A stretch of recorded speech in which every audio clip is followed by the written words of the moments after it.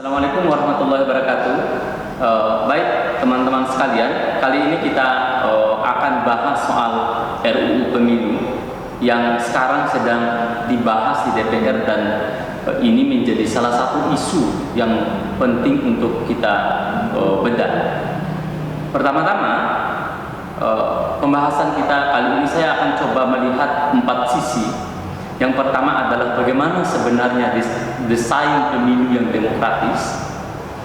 Yang kedua adalah bagaimana desain pemilu serentak yang dibahas dalam rancangan undang-undang sehingga ada pemilu lokal dan pemilu nasional. Yang ketiga adalah ada berapa putusan MK yang harus diinput di dalam RUU Pemilu, dan yang keempat adalah bagaimana substansi RUU Pemilu yang sekarang sedang dibahas di DPR. Yang pertama adalah kita bicara soal desain pemilu yang demokratis. Salah satu yang pertama desain pemilu demokratis itu adalah bagaimana transparansi pemilu itu bisa diciptakan. Pemilu yang transparan itu tidak hanya terbuka dalam slogan dan ucapan, tetapi harus dimulai dari tahapan. Bagaimana transparansi tahapan pemilu itu dilakukan? Bagaimana manajemen keuangannya terbuka, bisa diakseskah oleh publik? Berapa jumlah anggaran yang digunakan? Sejauh mana anggaran itu efektif untuk memulai tahapan pemilu? Lalu, bagaimana transparansi tahapan pemilu itu dilakukan? Karena harus dibuka semua agar publik tahu bahwa pada tahapan ini penyelenggara pemilu melakukan ini, peserta pemilu melakukan ini, masyarakat melakukan ini. Lalu bagaimana perhitungan suara itu dilakukan, dan pada saat penetapan hasil, karena ini yang paling rawan dan itu seringkali mengalami sengketa yang disebut dengan sengketa atau perselisihan hasil. Yang pertama adalah soal transparansi. Yang kedua adalah equality, kesetaraan setiap orang. Semua orang, siapapun itu yang menjadi kontestan, menjadi tim sukses dan seterusnya, semua setara, equal. Pemilu yang demokratis adalah pemilu yang meletakkan setiap orang, tidak peduli dia anak pejabat, keluarga pejabat, keluarga oligarki, harga itu handai bulan oligarki atau apapun itu, tidak peduli, mereka posisinya itu kuat di dalam pemilu yang demokratis. Yang ketiga adalah soal partisipasi. Tentu pemilu yang baik ditentukan juga oleh tingkat partisipasi, dan kita sudah menjalani ini pasca Orde Baru. Misalnya di pemilu 2004 partisipasi pemilih kita sekitar 84,1%. Ini partisipasi yang cukup besar. Kemudian mengalami degradasi pada pemilu tahun 2009, yakni 70,9% partisipasi, tingkat partisipasi.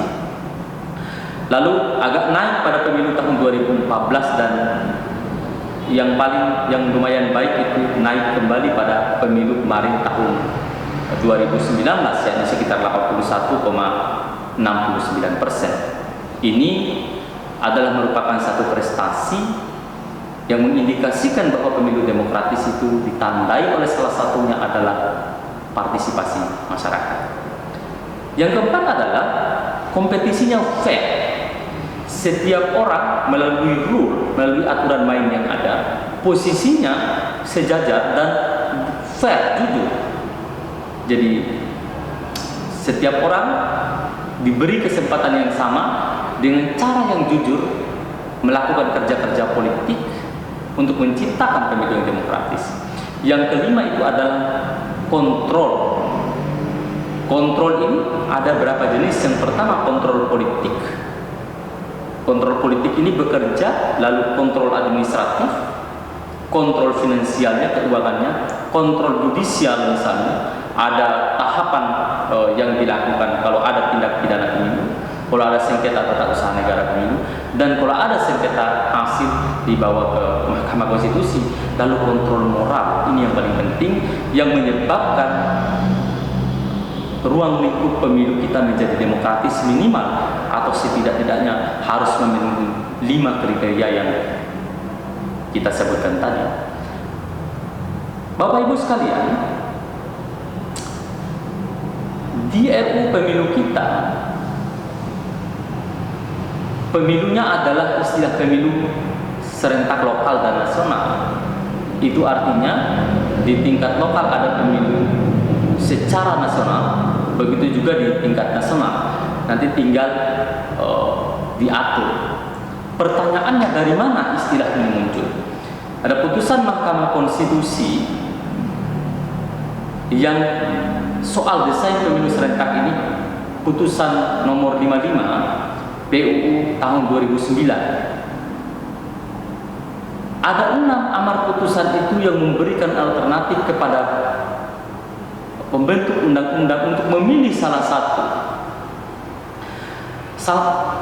Yang pertama adalah bahwa pemilu serentak itu bisa dilakukan pemilihan umum serentak untuk memilih anggota DPR, anggota DPD, presiden dan wakil presiden, serta anggota DPRD. Yang kedua adalah pemilu serentak untuk memilih anggota DPR, DPD, presiden dan wakil presiden, lalu gubernur, wakil gubernur dan wali kota dan bupati. Pilihan ketiga adalah pemilu serentak untuk memilih anggota DPR, DPD, presiden dan wakil presiden, anggota DPRD, gubernur serta bupati dan wali kota. Yang keempat adalah pemilu serentak untuk memilih anggota DPR, DPD, presiden, wakil presiden dan beberapa waktu setelahnya dijeda, maka pemilu serentak lokal untuk memilih anggota DPRD provinsi, anggota DPRD kabupaten kota, gubernur serta bupati dan wali kota. Alternatif kelima adalah pemilu serentak untuk memilih anggota DPR, DPD, presiden dan wakil presiden, dan beberapa waktu setelahnya pemilu serentak untuk memilih anggota DPRD provinsi, gubernur serta beberapa waktunya lagi. Jadi ada 3, yaitu keserentakan pada pilihan yang kelima. Pilihan yang keenam, dia bilang pilihan-pilihan lainnya boleh diambil sepanjang tetap menjaga satu. Kata putusan itu, yakni bahwa keserentakan itu tidak boleh memisahkan pemilihan anggota DPR, DPD, presiden dan wakil presiden. Jadi apapun jenis keserentakan, bahwa pemilu anggota DPR, DPD, pemilu anggota DPR, DPD, presiden dan wakil presiden harus satu paket. Ternyata dalam RUU pemilu memilih opsi keempat dari amar putusan Mahkamah Konstitusi, yakni pemilu nasional dan pemilu lokal, dan ini yang kemudian menjadi bagian dari judul RUU pemilu yang saat ini dibahas oleh DPR. Bapak Ibu sekalian, selain itu ada putusan Mahkamah Konstitusi juga yang harus diinput di dalam RUU pemilu. Ada 7 putusan Mahkamah Konstitusi untuk Undang-Undang 7 tahun 2017 tentang pemilu, dan ada 6 putusan Mahkamah Konstitusi untuk Undang-Undang Pilkada yang harus diinput di dalam RUU pemilu. Misalnya, putusan soal pendaftaran parpol peserta pemilu yang putusan tahun 2017, lalu soal penyelenggara pemilu di Aceh yang putusan tahun 2017 juga, lalu soal sama 2017 di Aceh ada beberapa yang menjadi putusan MK. Terus soal jumlah anggota KPU ada putusan tahun 2018 itu yang digugat, soal jumlah anggota KPU yang dekatan 3 atau 5 orang, kemudian diputuskan menjadi harus 5 orang oleh MK. Lalu putusan tahun 2018 juga putusan 30 itu soal calon anggota DPD yang persyaratannya adalah tidak sebagai pengurus partai politik. Ini semua itu harus diinput, harus dijawab di dalam RUU pemilu kita yang harus dimasukkan. Selain itu ada juga putusan soal RUU soal undang-undang pilkada. Misalnya terkait dengan calon perseorangan yang didasarkan pada jumlah penduduk, itu putusan tahun 2016, diupdate kembali di putusan 55 tahun 2019 mengenai misalnya ada persyaratan yang terbaru kemarin, itu putusan tahun 2016 soal terpidana ya, yang diupdate kembali tahun 2019, persyaratan terpidana yang maju sebagai calon dalam pilkada. Lalu ada putusan misalnya putusan 92 tahun 2016 soal sifat konsultasi KPU ke DPR dan pemerintah dalam pembentukan peraturan KPU. Dulu itu bersifat wajib, konsultasi itu bersifat mengikat, lalu kemudian diputuskan tidak bersifat mengikat karena dianggap bisa menghambat kinerja KPU. Lalu ada putusan di mana tahun 2009 soal terpidana yang dijatuhi hukuman 5 tahun. Putusan tahun 2009 juga soal penamaan Panwaslu untuk kabupaten kota yang berubah menjadi Bawaslu.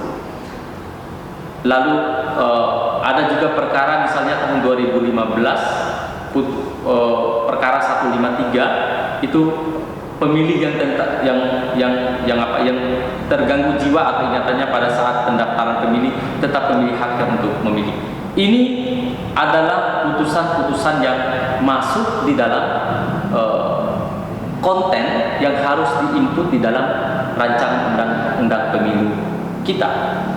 Lalu apa saja substansi yang paling penting?